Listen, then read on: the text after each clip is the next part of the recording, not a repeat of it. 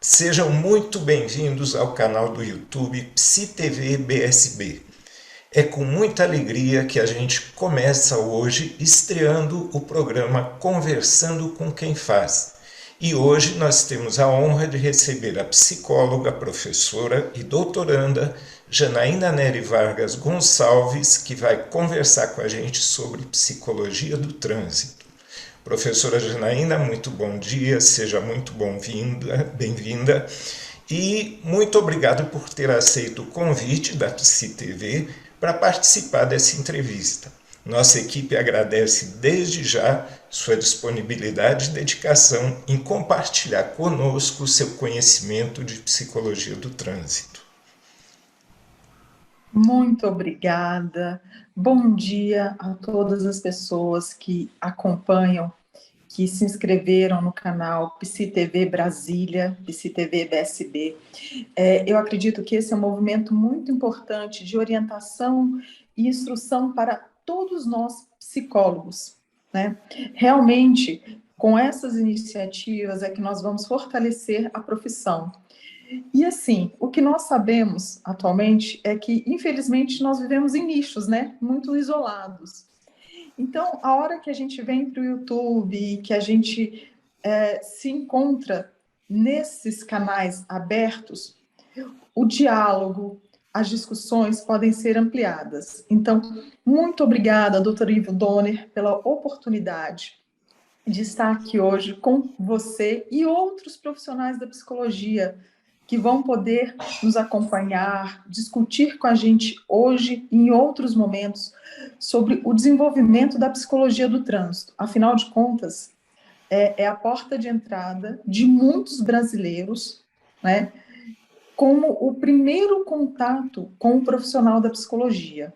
Então, esse tema é de muita importância, tanto para nós psicólogos como para a sociedade. Fico muito feliz mesmo de estar aqui hoje para a gente ter essa conversa. Muito bem, muito obrigado. E eu tenho certeza que o nosso público vai chegar cada vez mais, porque o propósito da PsiTV é mostrar ao Brasil qual é o trabalho do psicólogo. Então, isso é uma coisa muito importante, da qual eu tenho certeza também os outros psicólogos sentiam muita falta. Então, podemos começar? Com certeza. Então, vamos lá. Doutora Janaína, como surgiu e quem foram os pioneiros dessa modalidade de trabalho psicológico? Então, a gente tem aí uma longa história, apesar da psicologia ter sido regulamentada como profissão em 1971, né? Basicamente. Na verdade, em 62, o presidente João Goulart regulamentou, e em 71, nós tivemos a inauguração do nosso Conselho Federal de Psicologia. Então, é tudo muito recente e muito importante. Essa pergunta, ela é simbólica. Eu acredito que, para todos aqueles que têm interesse em conhecer mais a psicologia do trânsito, é fundamental nós voltarmos às origens. E, de certa forma, todos nós precisamos conhecer um pouquinho do Dr. Miri Lopes, né? Que foi o criador do PMK, né? O nosso psicodiagnóstico miocinético, que são aquelas folhas, 6 folhas, que, né, a gente tinha a mesa que descia, subia, enfim. Ele foi um expoente, um cubano, que morou em Londres, morou em diversos países e veio para o Brasil, acabando, inclusive, morrendo aqui no Brasil, né? Ele viveu muitos anos pelo mundo afora, mas desenvolveu muitas pesquisas aqui. E foi um dos fundadores do ISOP, o Instituto de Seleção e Orientação Profissional do Rio de Janeiro. Nesse instituto, ele começou a trabalhar com seleção profissional e a desenvolver ainda mais, não só o PMK, mas outros modelos de avaliação. Então, eu acredito que ele é um grande expoente, junto com a sua esposa, Alice, né? E muitos outros, mas para o início, é muito importante a gente lembrar dele, nós procurarmos os materiais dele, do seu legado dentro da psicologia. Em Brasília, especificamente, nós temos a professora Niva, né, que faleceu há alguns anos, mas que também foi uma grande produtora de conhecimento, de ensinamento no Conselho Federal de Psicologia, no Conselho Regional de Psicologia, né, com relação ao ensino da avaliação psicológica no trânsito. Quando a gente fala em avaliação psicológica, quando a gente fala em história do trânsito, a gente tem que lembrar que ela envolve também uma tríade fundamental: o homem, o trânsito e o veículo.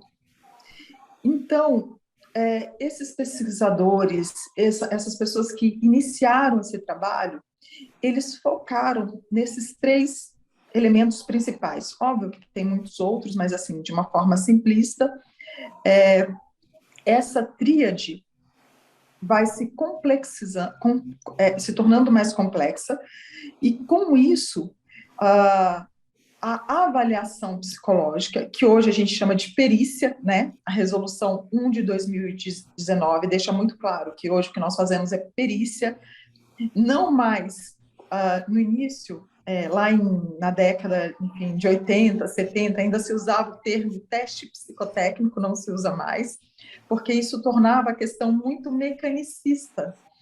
E hoje a gente sabe que a coisa é bem mais ampla. Realmente, o que nós fazemos uma perícia.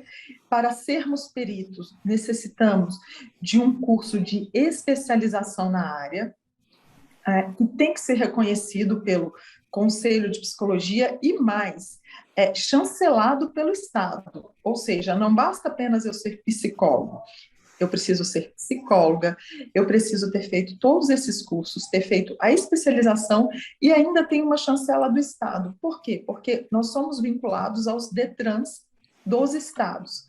Cada estado tem a sua política de credenciamento, de orientação, mas, enfim, voltando à questão da pergunta, é uma longa história e a gente pode dizer que tudo começa com, aqui no Brasil, né, de certa forma, com o professor doutor Miri Lopes. Muito bom.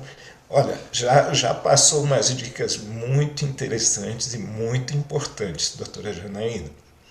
Então, vamos adiante.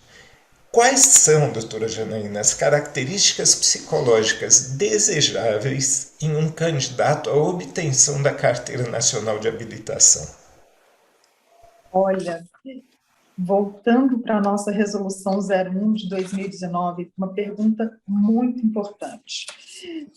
Nós sempre avaliamos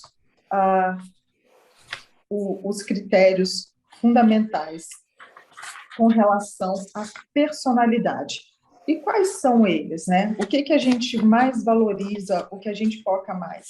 Afinal de contas, nós precisamos avaliar vários itens, os aspectos cognitivos, né, da pessoa, as atenções. A resolução é muito clara, no mínimo 3 atenções: atenção concentrada, dividida, alternada, memória visual e inteligência. E a resolução, ela ajuda muito o profissional de psicologia, né? Não que as outras não ajudassem, mas essa nos trouxe com mais clareza quais são os testes que nós podemos usar. Na atenção concentrada, existem vários, e aí eu sugiro para todos nós da psicologia, e eu faço isso constantemente, eu volto no site do Conselho Federal, no SATEPS, o Sistema de Avaliação e Testes Psicológicos. Por quê?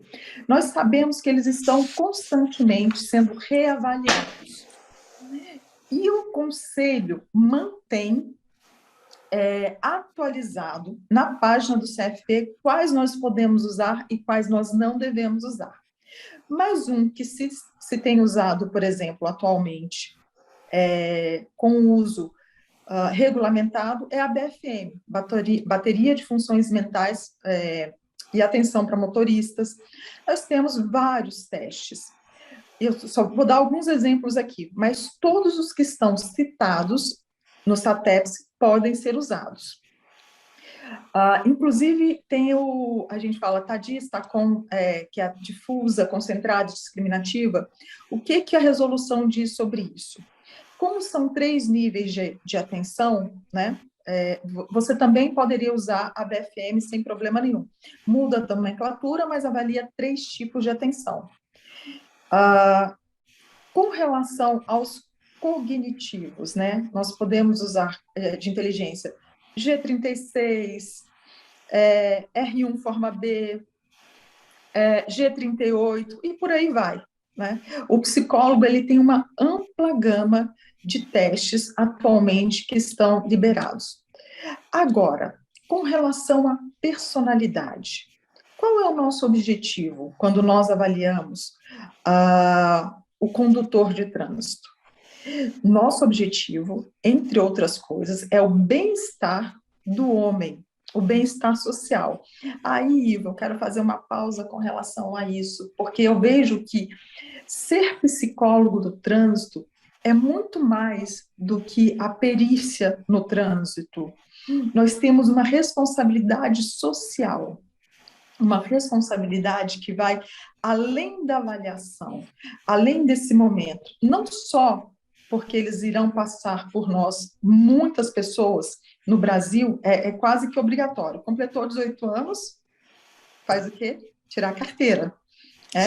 E as pessoas não pensam, nossa, vou passar por um psicólogo, mas é um momento muito especial para nós, porque nós sabemos que nós estaremos com esse cidadão neste momento. Então, na resolução 01/2019, eles deixam muito claro que nós temos que avaliar ansiedade, agressividade e a impulsividade. Esses são os 3 nortes, né? Que nós não podemos deixar de observar. Para essa avaliação, nós usamos hoje, eu estou falando da minha prática profissional, nós usamos HTP, nós usamos o palográfico, né?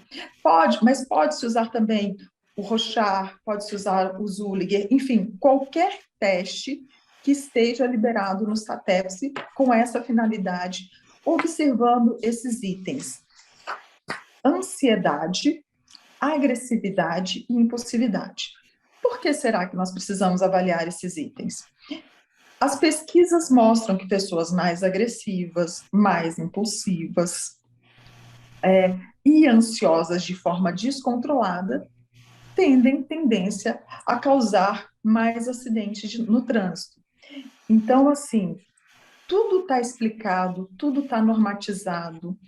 E aí eu fico com orgulho enorme de ser psicóloga, porque a gente hoje tem um nível de conhecimento, de estudo científico que nos permite avaliar esses dados do ser humano, do candidato à Carteira Nacional de Habilitação com fidedignidade, né? Com clareza.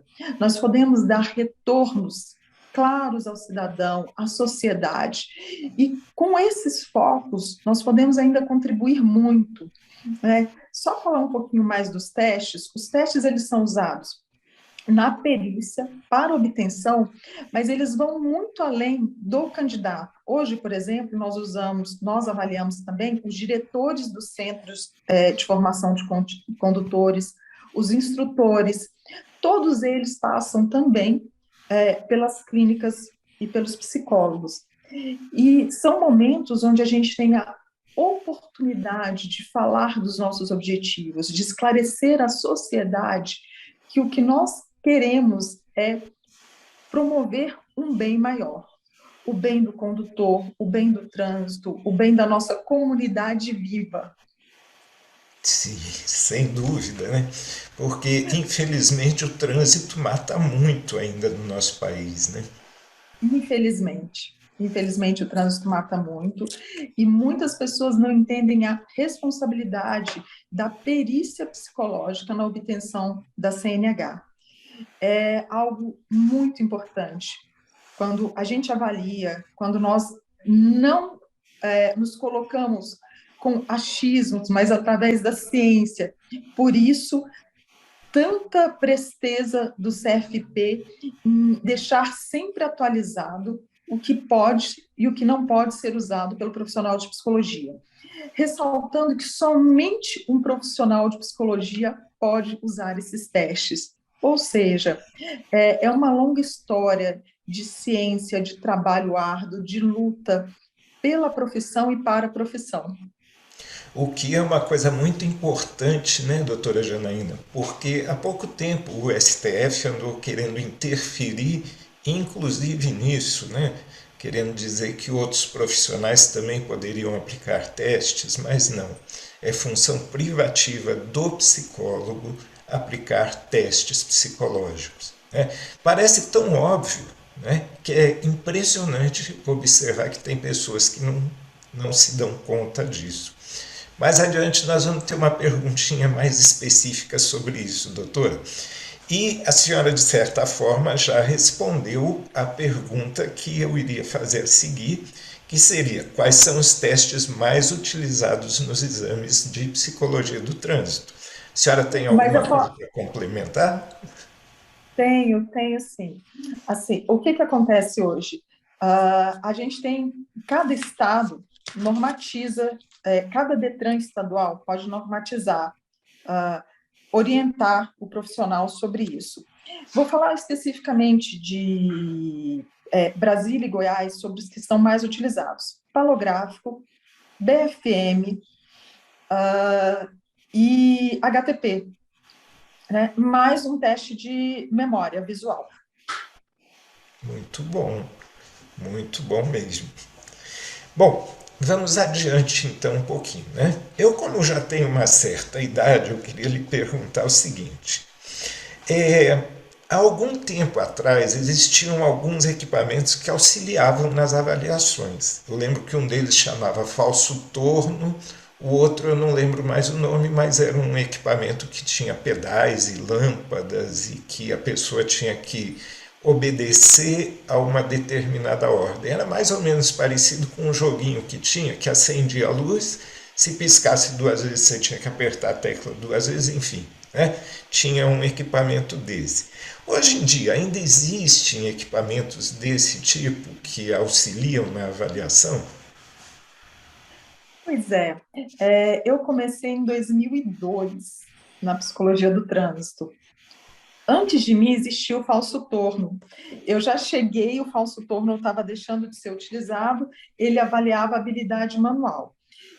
No ano que eu entrei, ainda existia, eu trabalhei com ele, era um teste de pedal, com 2 pedais, e você apertava uma vez para a luz verde, 2 para a luz amarela, conforme o psicólogo ia acendendo as luzes, o candidato ia apertando esses pedais. E tinha ainda um terceiro, que era um tabuleiro, né? Onde a pessoa tinha que passar em determinado tempo as peças de um tabuleiro para outro. Só que esses testes, esses equipamentos, eles não eram testes, né, de certa forma, eram equipamentos, eles não são mais utilizados. Não houve pesquisa científica para validar e para continuar com eles na nossa rotina de trabalho. Entretanto, Ivo, eu queria aproveitar esse adendo para a gente conversar sobre essa questão. O que acontece? Esses aparelhos, eles eram muito interessantes. Não houve pesquisa, é necessário que alguém venha, né, a trabalhar com isso. E aí eu queria puxar um pouquinho, na verdade, levantar a questão de que eu acredito que muita coisa ainda pode ser feita dentro da psicologia do trânsito, inclusive com relação à tecnologia. E pensando nessa pergunta, eu me questiono se, por exemplo, nós já não deveríamos usar o biofeedback para medir ansiedade na avaliação do trânsito. Isso é uma provocação, não é feito atualmente, mas a gente sabe que existem instrumentos com precisão que poderiam nos auxiliar, que são validados, que precisariam estar passando por mais pesquisas, obviamente, mas é uma provocação que nós, doutor Ivo Donner, inclusive, quem sabe, venha trazer isso para o Brasil de uma forma mais usual, comum, com as pesquisas necessárias. Porque, assim, nós não temos que avaliar a ansiedade, está aqui na resolução, não sou eu que inventei, a resolução 1/2019 diz que nós temos que avaliar a ansiedade. Com os aparelhos de biofeedback, por exemplo, você pode avaliar ansiedade com precisão. E Olha que bacana. objetivamente. Objetivamente, com precisão, você pode mostrar para o seu candidato, né, para a pessoa que você está avaliando. Então, assim, nós temos testes excelentes, nosso material hoje nos dá grande suporte, mas essa área da psicologia do trânsito ainda tem muito que ser desenvolvida, né? Temos aí fortes universidades, temos vários órgãos que nos representam muito bem, mas eu sinto que a gente ainda tem muito para desenvolver e colocar. E sugiro, sim, que a gente pense em mais equipamentos também que o psicólogo pode e deve usar. Na minha opinião, isso é uma opinião pessoal, mas é uma opinião embasada no que a gente tem e no que nos é permitido, colocar esse desafio para que a gente venha melhorar cada vez mais a nossa perícia, o nosso trabalho, né? Afinal de contas, é uma formação que exige um curso de especialização de 360 a 520 horas, fora a nossa graduação, e que todos fazem separadamente as capacitações nos testes. Então, assim, seria mais uma capacitação, mais uma ferramenta que nos ajudaria. É isso. Não sei se eu fui clara, se você quer que eu Bastante, complemente. doutora, bastante. Inclusive, né, como a senhora entrou na área do biofeedback, que eu conheço um pouquinho, em 2005 eu conheci um psicólogo suíço, né, que fazia psicologia de trânsito na Suíça. E ele me mostrou já naquela época que a psicologia do trânsito na Suíça fazia a avaliação toda computadorizada. Nessa questão da ansiedade, eles usavam um GSR acoplado ao volante do carro e durante o teste, então, eles podiam observar se o motorista estava ficando mais ansioso ou menos ansioso e em que situações a ansiedade dele poderia se tornar até impeditiva para que ele tomasse a decisão certa. Então, mas isso é meio futurista, né? Vamos aguardar que chegue logo no Brasil, né? Doutor Ivo, na verdade, eu penso que esse futurismo precisa chegar logo. Esse futuro presente iria somente contribuir. Não conhecia essa história, gostaria de saber mais e quem sabe depois a gente até conversa sobre isso. Porque, olha só, na Suíça a coisa já está adiantada. Isso em que ano? Isso foi em 2005. 2005. E nós estamos em 2021 e ainda não estamos nesse nível de sofisticação que só contribui ainda mais para a melhora da perícia no trânsito. Então, assim, precisamos nos unir, precisamos pensar nessas atualizações mesmo, nessa modernização da própria avaliação. Os testes são excelentes, o conselho verifica constantemente. Entrou no SATEPS, você vê o que você pode usar. Mas quem sabe daqui 1 ano, 2, a gente já não consegue ter esse nível também de auxílio e de instrumento para nos auxiliar. Verdade. Vamos continuar torcendo por aqui, né? Doutora Janaína, existe algum aspecto, né, de personalidade que, quando detectado, é impeditivo, determinante para a concessão da CNH? Sim, existem. Psicopatologias severas, existem várias, mas o próprio aumento da impulsividade, da agressividade ou da ansiedade, mesmo de um aspecto cognitivo comprometedor, são impeditivos e a gente tem a orientação de dar inapto. Só que, antes disso, eu gostaria de complementar dizendo o seguinte: quando o profissional de trânsito, nós temos 3 opções, nós podemos dar inapto, apto ou inapto temporário. Muitas vezes, quando é uma situação momentânea, nós damos o inapto temporário e damos um período para que a pessoa possa retornar e ser reavaliada, para entender se naquele momento foi algo realmente circunstancial que fez com que determinada característica estivesse alterada. Entretanto, quando a gente confirma isso numa reavaliação, num reteste, e a gente observa que a pessoa, por exemplo, tem alucinações, e aí eu vou citar o caso da esquizofrenia, né? É um inapto, né, consciente e que nós devemos dar.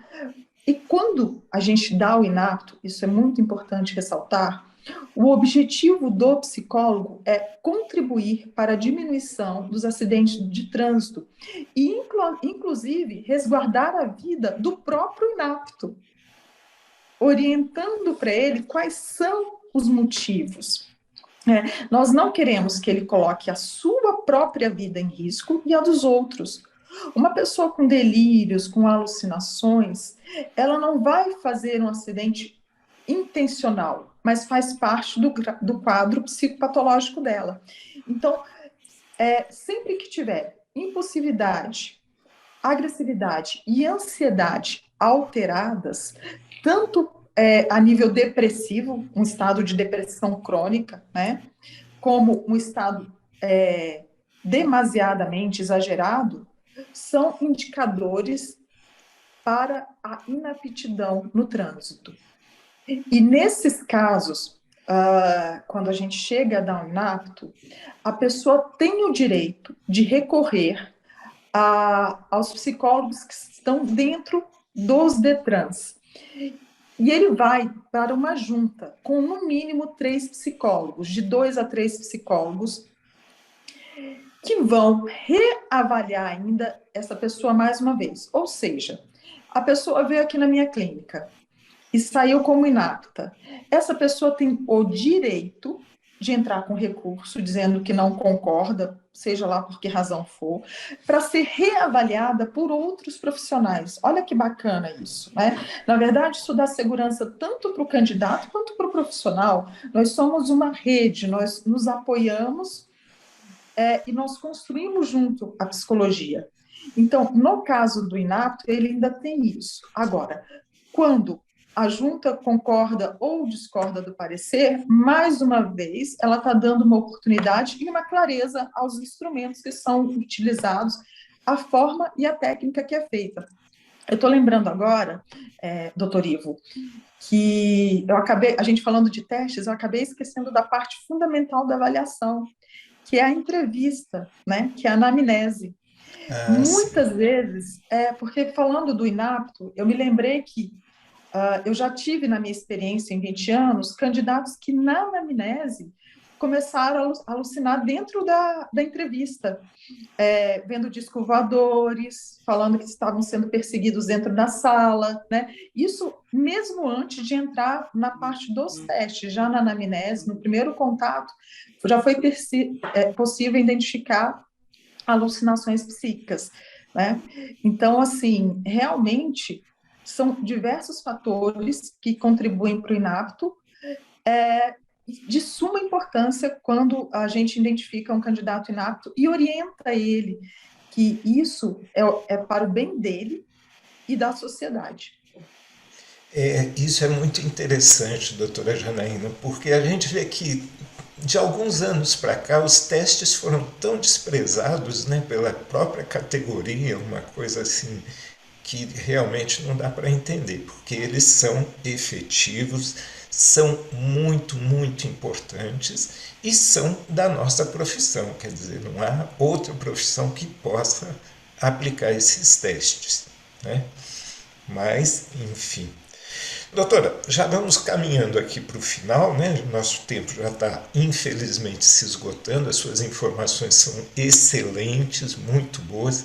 Inclusive, a senhora vai dar um curso, né, sobre psicologia do trânsito. Isso. Antes da pandemia, eu viajava para São Paulo, para outros estados, mas agora eu tenho uma turma marcada para setembro sobre a prática da psicologia no trânsito, né? Para capacitar. Esse é um curso que é mais procurado por profissionais já formados, né? Porque são 20 anos de prática, né? Com uma clínica de trânsito, sempre tentando melhorar, se adaptando às novas resoluções. E aí a prática ela é bem complexa. Só dar um pequeno exemplo. As pessoas que me procuravam para fazer o curso, muitas vezes já tinham alugado sala.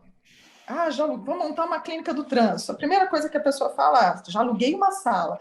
Aí a gente chegava na sala, não tinha o espaço que é determinado pela portaria, que é 2 metros por carteira, né? Isso não é de coletivo. E eu tenho que ter, no mínimo, uma sala de teste coletivo e uma para entrevista individual e para devolutiva. Então, assim, as pessoas saíam alugando sala e aí, quando chega no curso, descobre que não vai conseguir ser habilitado pelo Detran. E no curso a gente explica tudo isso, a gente começa pela planta baixa, literalmente, olha, é isso que precisa.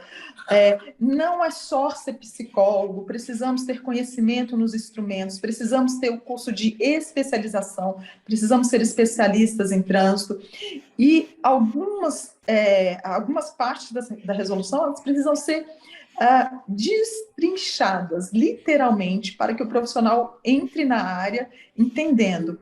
Então, nesse curso que eu dei em Brasília e em outros estados, foi falando sobre isso. E é bem interessante porque são muitos detalhes técnicos para o profissional de psicologia.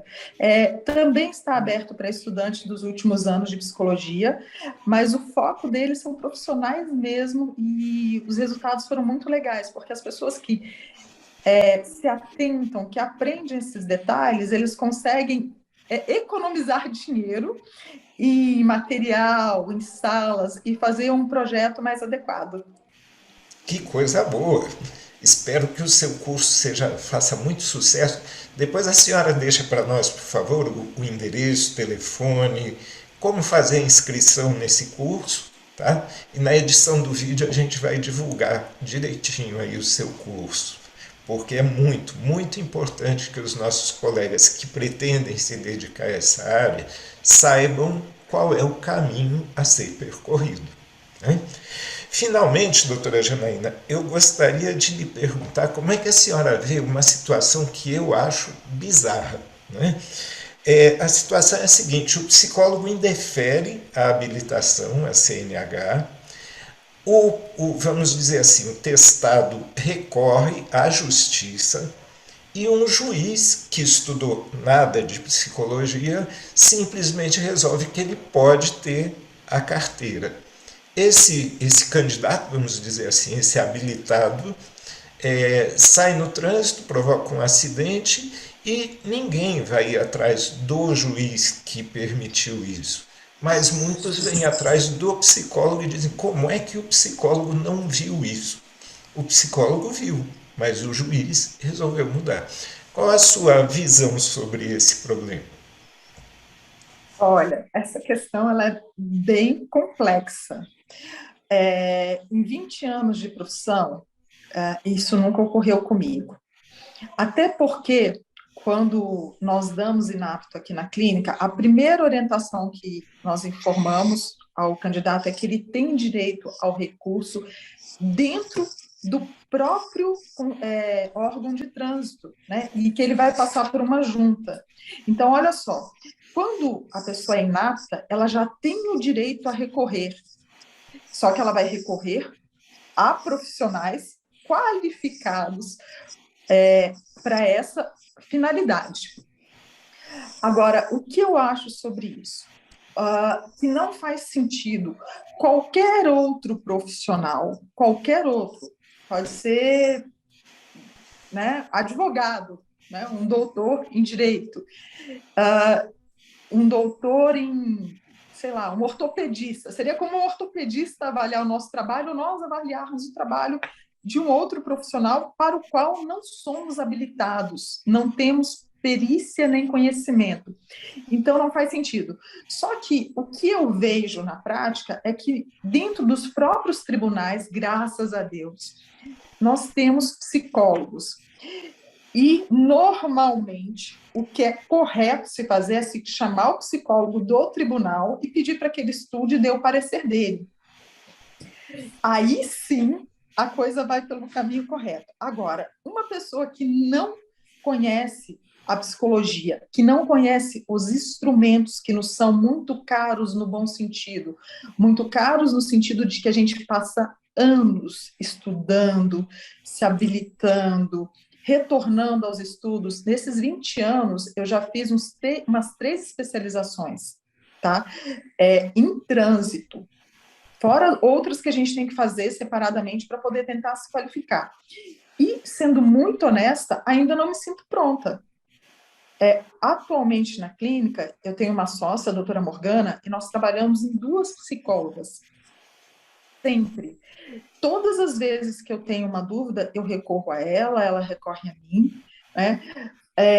Ambas estão sempre se capacitando, isso porque somos 2 profissionais atuantes. Imagina uma pessoa que não tem conhecimento na área. Imagina, doutor Ivo, você se sentiria capaz para dizer a data provável de um parto, por exemplo? Nem um pouquinho. Seria como atuar numa área que a gente não tem nenhum conhecimento. Sim. Não faz sentido, mas eu acredito que poucos juízes ainda são capazes de fazer isso. Assim, falando desses absurdos, há 20 anos atrás, antes da digital, da gente ter o processo digital das habilitações, existia muito essa coisa, a pessoa não passava em um lugar, ia para outro, né? Sim. Hoje, os DETRANs evoluíram de tal forma, o sistema está tão confiável, que tanto para o apto quanto para o inapto, eu tiro a minha digital junto com o candidato ao final da avaliação, na entrega do resultado. Então, assim, a gente chegou a um nível de confiabilidade do processo muito alto, tanto por nós, quanto pelo Departamento de Trânsito dos Estados. Então, assim, não cabe mais nenhuma ingerência vertical do judiciário nesse aspecto, sem o parecer de um profissional na área.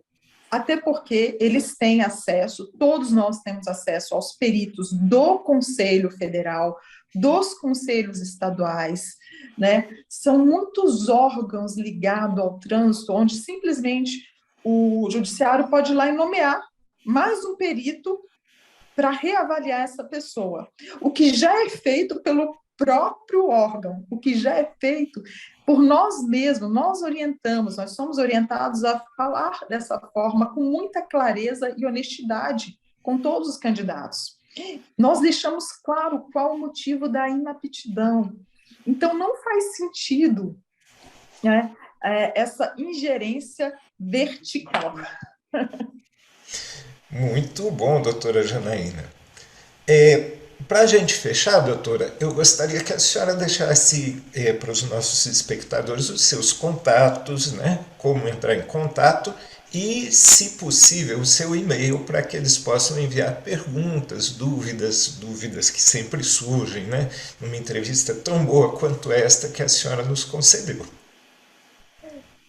O e-mail é janaínamvg@hotmail.com. O meu WhatsApp é 619 8120 3626. Demoro muito para responder, mas respondo a todos. Tanto e-mail quanto WhatsApp, podem mandar, vai ser um prazer poder responder as pessoas depois, inclusive debater mais sobre o assunto. E a minha gratidão a essa oportunidade é imensa, doutor Ivo. Falar sobre o trânsito, falar sobre a psicologia, né? poder refletir o tanto que nós evoluímos, né? Eu estou há 20 anos nessa área. Nesses 20 anos eu aprendi tanto e vejo que ainda temos tanto para aprender, tanto para discutir. É uma ciência tão bonita, né?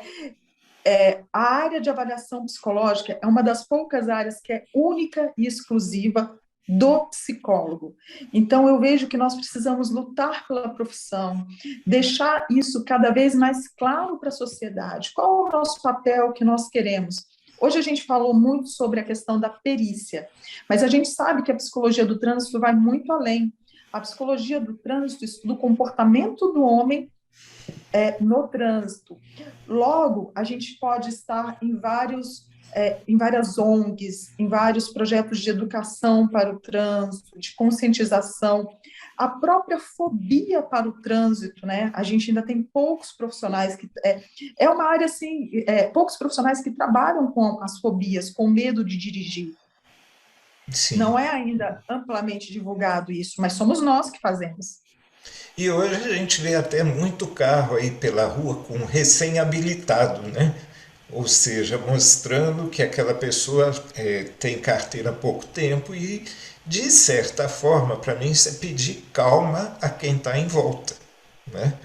E há alguns anos atrás, um dono de uma autoescola me procurou exatamente para trabalhar essa questão. Ele disse que ele tinha muitos candidatos, né, muitas pessoas que os procuravam, não porque não soubessem dirigir elas sabiam, mas não conseguiam destravar na hora que entravam no carro. Então, a ansiedade, mais uma vez, sendo impeditiva, né, vamos dizer assim, da atividade de dirigir. Doutora, mais uma vez, muitíssimo obrigado. Tá? Sou muito grato pela sua entrevista, eu e toda a equipe da PsiTV BSB.